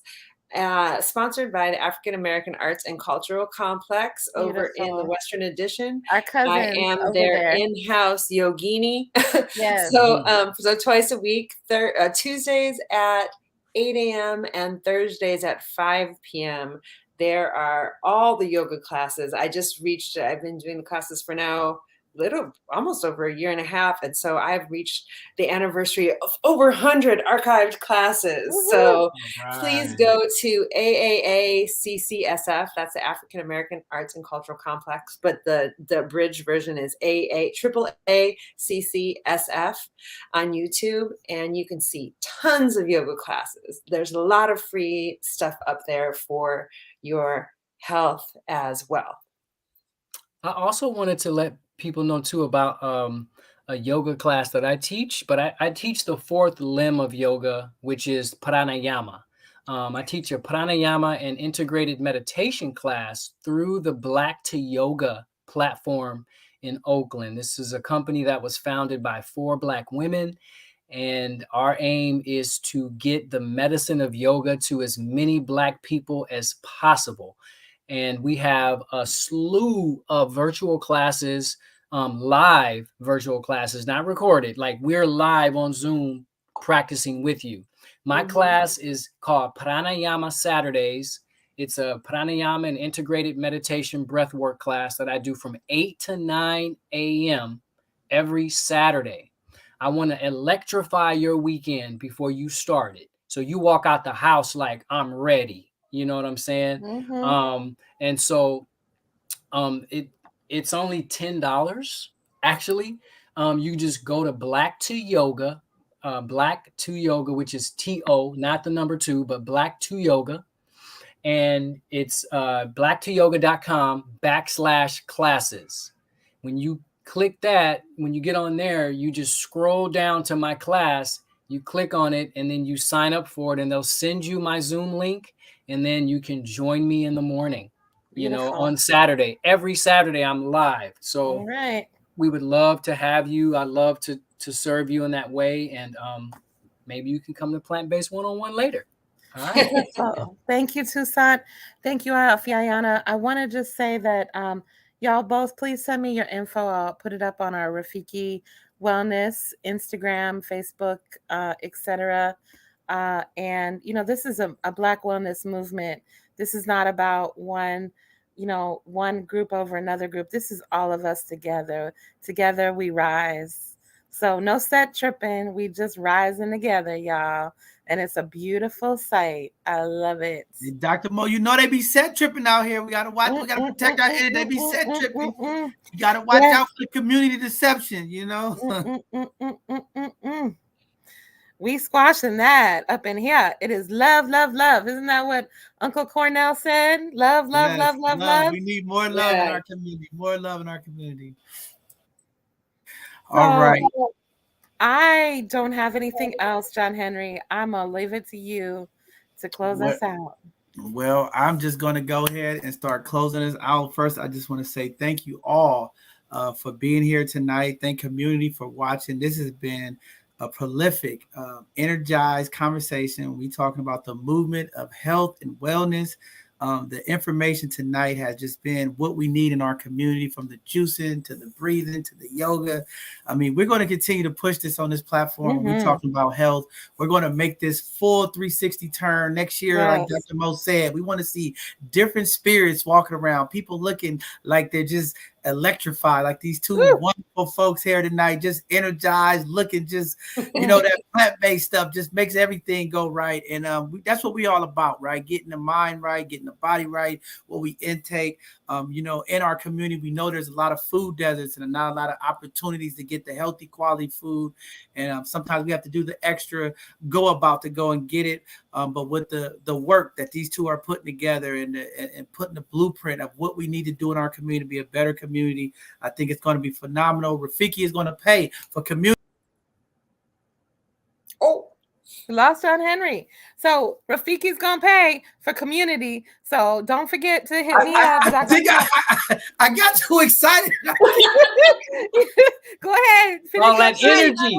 I got so excited. Rafiki was paying for some folks in the community. I was saying, community, come out and go. I accidentally kicked myself off, but community, it is very powerful when we come together and unite in love. Like Brother West said today, and we're going to continue to do that.